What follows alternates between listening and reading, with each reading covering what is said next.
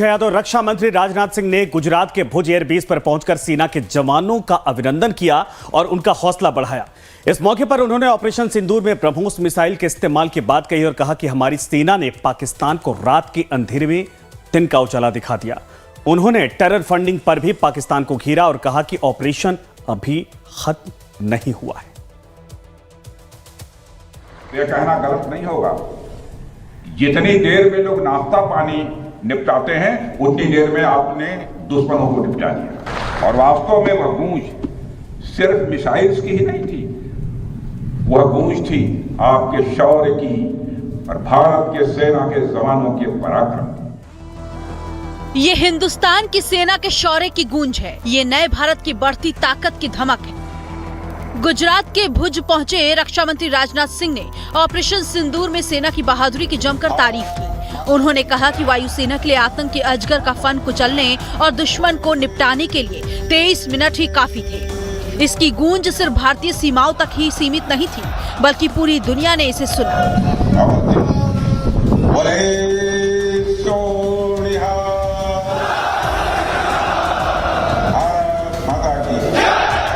Operation सिंदूर के दौरान Indian air force ने केवल पराक्रम ही नहीं दिखाया है, बल्कि पूरी दुनिया के सामने प्रमाण भी दिया है। प्रमाण इस बात का कि अब भारत की युद्ध नीति और टेक्नोलॉजी यानी तकनीक भी दोनों बदल चुकी है। आपने प्रधानमंत्री मोदी जी के नेतृत्व में नए भारत का संदेश पूरी दुनिया तक इस बार पहुंचा दिया है।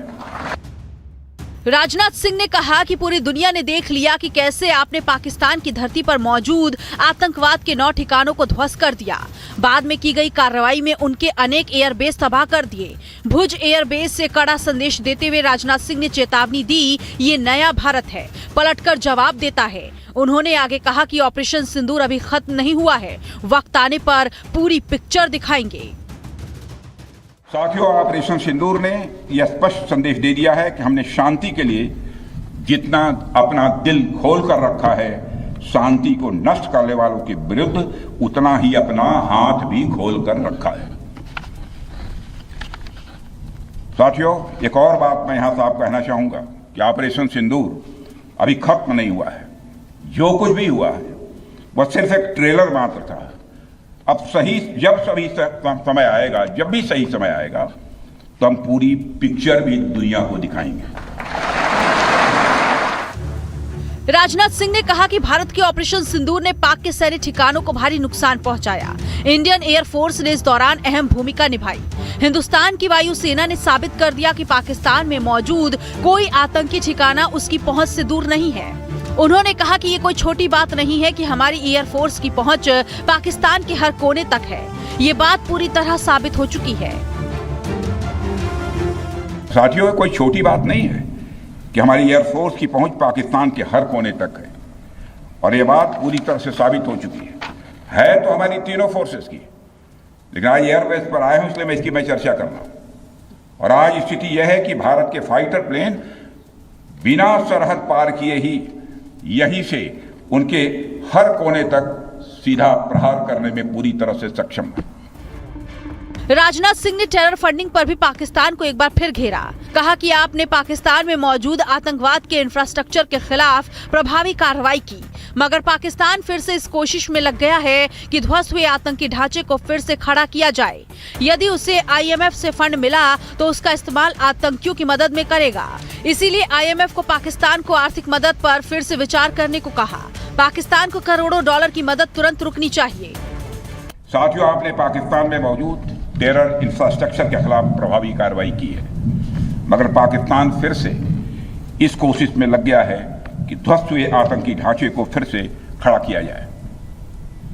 वहां की सरकार पाकिस्तानी आम नागरिकों से लिया गया टैक्स जैसे मोहम्मद जैसे आतंकवादी संगठन के आका मसूद अजहर को करीब 14 करोड़ रुपए देने में खर्च करेगी, जबकि वह यूनाइटेड नेशंस डेजिग्नेटेड टेररिस्ट घोषित हो चुका है।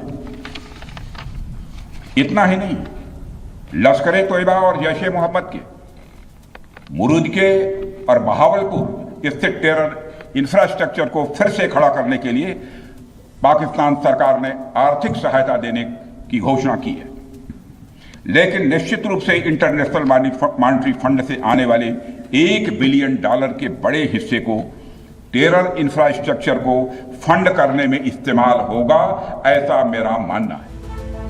भुज एयरबेस पर राजनाथ सिंह ने ऑपरेशन सिंदूर में शामिल जवानों का अभिनंदन किया। राजनाथ सिंह ने कहा कि इस ऑपरेशन ने दुनिया में भारत का मस्तक ऊंचा किया है और ये पाकिस्तान के खिलाफ हमारी जीत का साक्षी बना है। भुज एयरबेस को पिछले हफ्ते पाकिस्तानी सेना की ओर से निशाना बनाने की कोशिश की गई थी। हालांकि उनके नापाक मंसूबों पर भारतीय सशस्त्र बलों ने पानी फेर दिया था।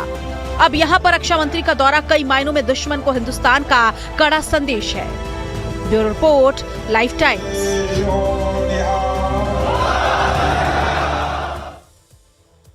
तो भुज एयरबेस पर राजनाथ सिंह ने सेना के जवानों को संबोधित किया। इस दौरान उनके पीछे शान से खड़ा हमारा मिसाइल सिस्टम पिचौरा दिख रहा था। साथ ही फाइटर जेट भी खड़ा था, जिन्होंने ऑपरेशन सिंदूर में बड़ी भूमिका निभाई थी। भारत माता की, भारत माता की, भारत माता की।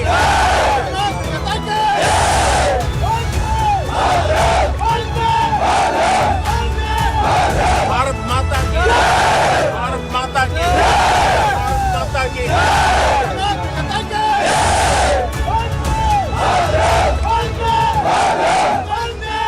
भुज एयरबेस से आई राजनाथ सिंह की ये तस्वीर काफी कुछ बयां कर रही है। ऑपरेशन सिंदूर की कामयाबी के बाद सेना के जवानों को संबोधित करने पहुंचे राजनाथ सिंह ने जवानों की जमकर तारीफ की। इस मौके पर रक्षा मंत्री राजनाथ सिंह के पीछे भारत का पिचौरा एयर डिफेंस सिस्टम सिर उठाए दिखा। साथ ही जैगुआर फाइटर जेट भी दिख रहा था। प्रधानमंत्री नरेंद्र मोदी ने आदमपुर एयरबेस का दौरा कर S-400 मिसाइल डिफेंस सिस्टम की झलक देश के साथ पूरी दुनिया को दिखाई थी। अब रक्षा मंत्री राजनाथ सिंह ने भुज एयरबेस पहुंचकर S-400 के छोटे भाई पिचौरा मिसाइल सिस्टम से दुनिया को रूबरू कराया। पिचौरा M मिसाइल सिस्टम भारत की हवाई सुरक्षा का एक मजबूत स्तंभ है। पिचौरा सिस्टम को पाकिस्तान से लॉन्च किए गए ड्रोन को आसमान में ही मार गिराने में सेना ने बेहतरीन तरीके से इस्तेमाल किया। पिचौरा मिसाइल सिस्टम पूर्व सोवियत संघ में बनाया गया मध्यम दूरी की जमीन से हवा में मार करने वाला मिसाइल सिस्टम है। भारत ने इस सिस्टम को 1970 के दशक में अपनाया। पिचौरा सिस्टम की फायरिंग रेंज 30 से 35 किलोमीटर तक है और ये 20 मीटर से लेकर 25 किलोमीटर की ऊंचाई पर उड़ने वाले टारगेट को तबाह कर सकता है। ये सिस्टम लड़ाकू विमान, हेलीकॉप्टर, क्रूज मिसाइल और दूसरे हवाई खतरों को नष्ट करने में सक्षम है। ये विशेष रूप से धीमी गति और नीचे उड़ने वाले टारगेट जैसे ड्रोन के खिलाफ प्रभावी है। पिचौरा में 5V-24 और 5V-27 मिसाइलों का उपयोग होता है। इसमें इस्तेमाल वॉरहेड 60 से 70 किलोग्राम का होता है। ये रडार निर्देशित सिस्टम है जो 100 किलोमीटर की दूरी तक के लक्ष्य का पता लगा सकता है। पिचौरा को स्थिर लॉन्चर या ट्रैकों पर ले जाया जा सकता है, जिससे इसे तैनात करना और ट्रांसफर करना आसान होता है। भारत ने साबित कर दिया है कि जंग में हथियारों के साथ साथ सैनिकों की बहादुरी और उनका शौर्य भी उतना ही मायने रखता है। यही वजह है कि जवानों के बीच राजनाथ सिंह ने सीधी चुनौती दे डाली। सारे विश्व और खासकर पाकिस्तान की आवाम को यह समझना होगा कि वो कितने बड़े खतरे के मुकाम पर बैठे हैं। वो एक ऐसे बारूद की ढेर पर बैठे हैं जिसके चारों तरफ माचिसों आपस में लड़ते हुए लोग हैं। इस हालात के लिए पाकिस्तान की फौज को संदेश देना चाहूंगा, कागज का है लिबास, कागज का है लिबास, चिरागों का शहर है, चलना संभल संभल के क्योंकि तुम नशे में हो। राजनाथ सिंह का संदेश साफ है कि शांति के हिमायती हिंदुस्तान को वो कमजोर समझने की भूल ना करे। गुजरात के भुज एयरबेस पहुंचे राजनाथ सिंह ने पहली बार आधिकारिक तौर पर ऑपरेशन सिंदूर में ब्रह्मोस मिसाइल के इस्तेमाल की बात कही। अब भारत में बने और भारतीय हथियारों से बने हथियार भी अचूक और अभेद्य हैं। यह पूरे विश्व ने देख लिया है। ब्रह्मोस मिसाइल की ताकत ब्रह्मोस मिसाइल की ताकत को तो पाकिस्तान ने खुद स्वीकार कर लिया है। हमारे देश में एक कहावत काफी पुरानी है और वह है दिन में तारे दिखना।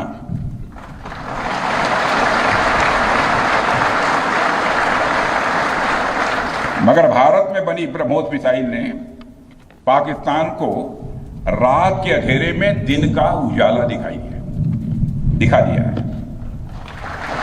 रात के अंधेरे में दिन का उजाला दिखा दिया है।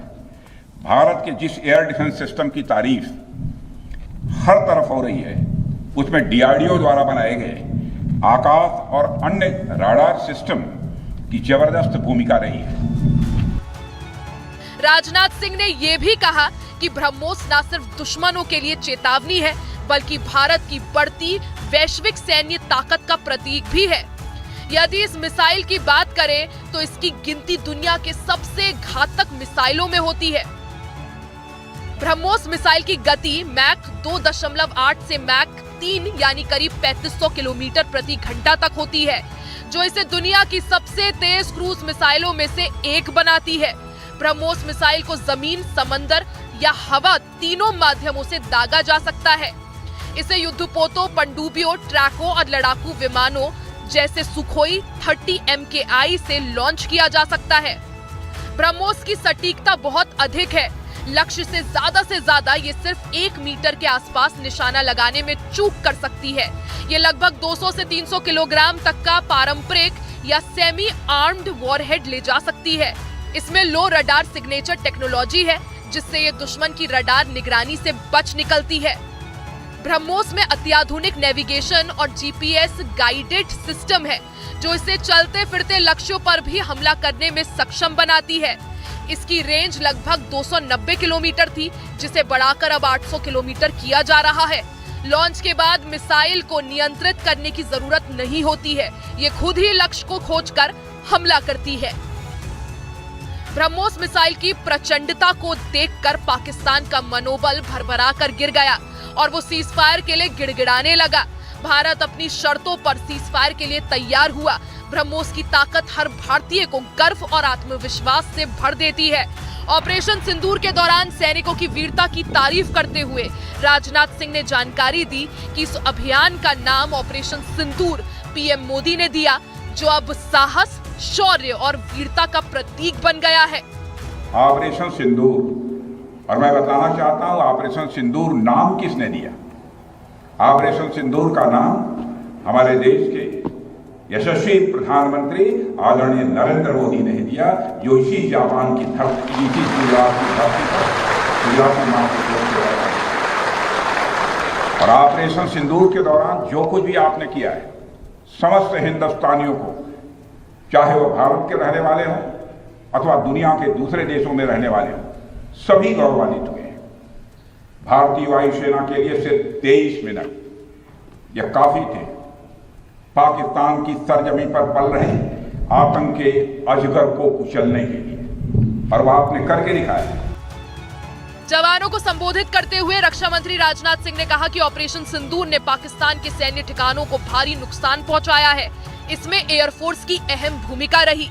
इस दौरान उन्होंने भगवान श्री राम का नाम लेते हुए कहा कि हिंदुस्तान का ये ऑपरेशन आतंकवाद के खात्मे के लिए है।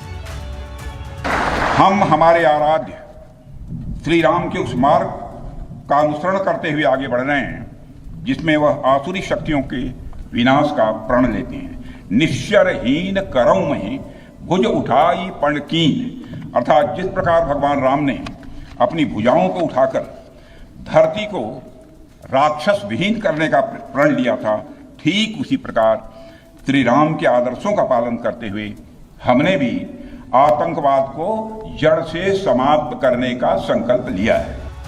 राजनाथ सिंह ने कहा कि हाल ही में एक बात बहुत साफ है कि आतंक पर प्रहार अब न्यू नॉर्मल है।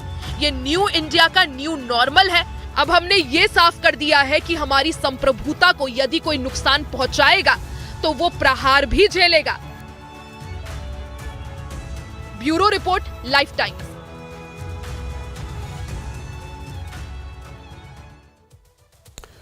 तो पाकिस्तान को ऑपरेशन सिंदूर के जरिए सबक सिखाने के बाद अब भारत तीस्ता प्रहार के जरिए पूर्वी मोर्चे पर भी तैयारी दिखा रहा है। और भारतीय सेना ने तीस्ता फील्ड फायरिंग रेंज में तीस्ता प्रहार नाम से बड़े पैमाने पर अभ्यास किया और इस अभ्यास के दौरान नदी के इलाकों में लड़ाकू विमान समेत अन्य हथियारों की टेस्टिंग की गई। इसके जरिए पश्चिमी मोर्चे के साथ दूसरे मोर्चे पर भी सेना की तैयारी परखी गई है।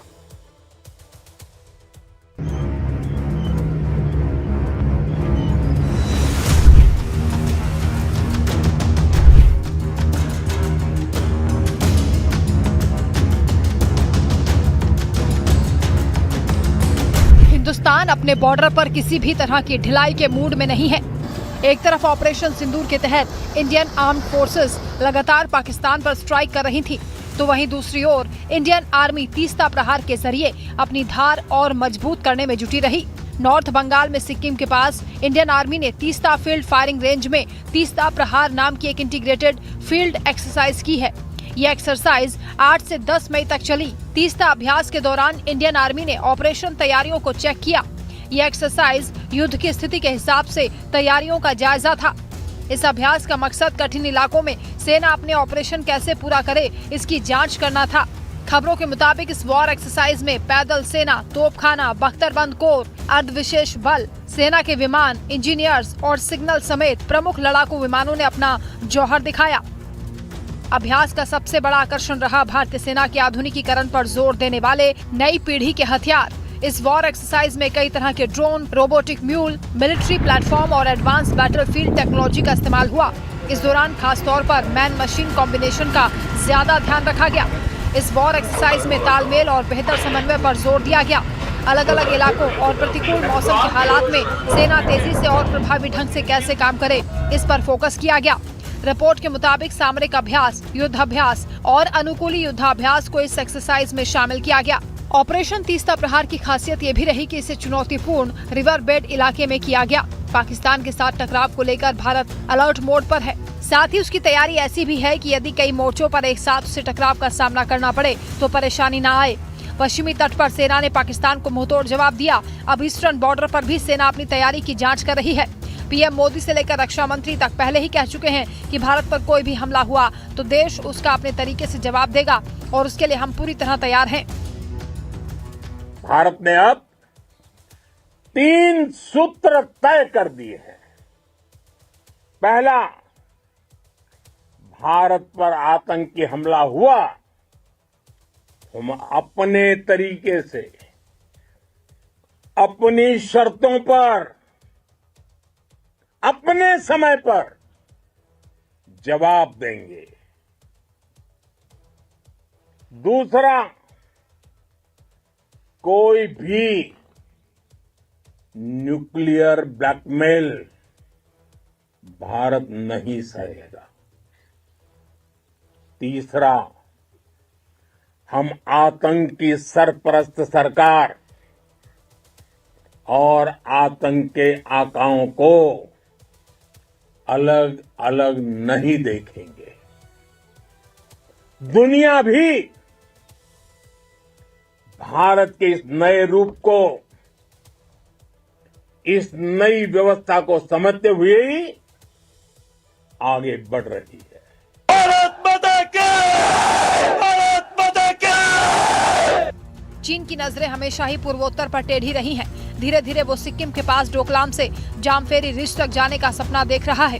मकसद है कि चिकन नेक पर नजर रखना। भारतीय सेना ने भविष्य में ऐसे किसी भी दुस्साहस को जवाब देने की तैयारी की है। 3 महीने में 3 बड़े सैन्य अभ्यास किए गए।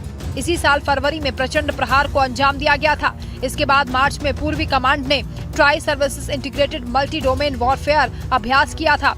यह अभ्यास 25 मार्च को शुरू हुआ और 3 दिन तक चला था। इस अभ्यास में एडवांस सर्विलांस, सटीक स्ट्राइक करने की क्षमता, आधुनिक तकनीक और उपकरण के जरिए ऑपरेशन के प्लान को दर्शाया गया था।